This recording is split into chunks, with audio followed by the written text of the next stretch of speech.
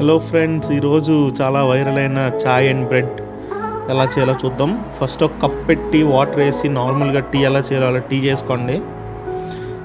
మీకు కనిపించే ఇంగ్రీడియంట్స్ అన్నీ వేసి మీరు ఇంట్లో పెట్టుకుంటారు కదా, సేమ్ అలాగే టీ పెట్టుకోండి.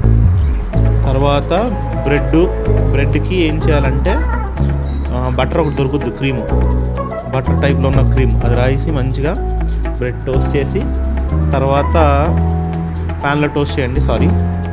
టోస్ట్ చేసిన తర్వాత ఒక వైట్ స్ప్రెడ్ ఒకటి దొరుకుతుంది అనమాట.